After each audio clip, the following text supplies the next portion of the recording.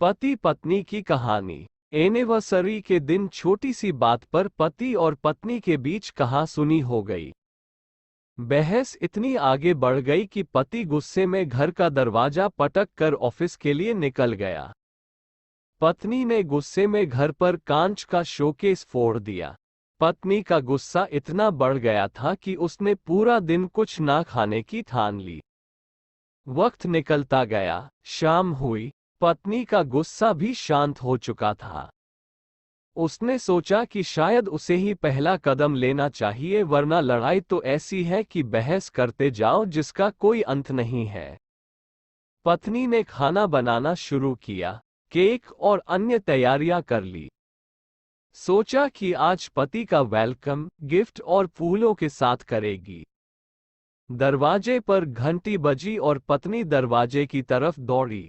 दरवाजा खोलते ही अचानक घर के लैंडलाइन पर एक फोन आया। पत्नी अपने रूम में फोन उठाने गई और देखा कि फोन पति के मोबाइल से ही आया है। उसने फोन उठाया और दूसरी तरफ एक व्यक्ति ने पूछा, जी क्या ये राहुल का घर है? पत्नी ने जवाब में कहा, हाँ जी, ये राहुल जी का घर है और मैं उनकी पत्नी बोल रही हूँ। वो व्यक्ति फिर कहता है, देखिए आप जल्दी से रेलवे स्टेशन के पास वाले हॉस्पिटल में पहुंच जाइए। पत्नी थोड़ी सी घबराहट के साथ बोली, क्यों, क्या हुआ? और मेरे पति का मोबाइल फोन आपके पास कैसे? व्यक्ति कहता है, देखिए आपको बताना तो नहीं चाहता, लेकिन आपको ना बताया तो गलत हो जाएगा। पत्नी बहुत घबरा गई, मन में अजीब अजीब ख्याल आने लगे।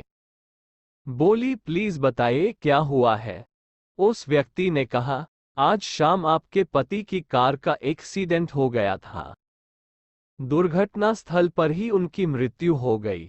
उनकी बॉडी को पोस्टमार्टम के लिए हॉस्पिटल लाया गया है, इसलिए आपका यहां होना बहुत जरूरी है। पत्नी कुछ जवाब नहीं दे पाई और उसे चक्कर आने लग गए। अगले ही पल उसे ख्याल आया कि पति तो घर पर ही है। कुछ देर पहले तो उसने दरवाजा खोला था। ऐसा नहीं हो सकता। शायद कोई उसके साथ बेहुदा मजाक कर रहा है। फोन होल्ड पर रखकर वह हॉल में, रूम में, किचन में, इधर उधर सब जगह पति को ढूंढने लगी, लेकिन उसे पति कहीं नहीं दिखा। वो खुद को मुश्किल से संभाल कर वापस फोन की तरफ भागी।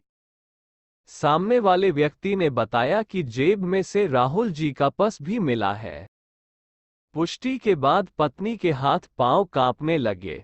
ऐसा कई बार होता है कि व्यक्ति मृत्यु के बाद या उससे ठीक पहले अपने सबसे खास व्यक्ति, जिससे वह बहुत प्यार करता है, उससे आखिरी बार मिलकर जाता है।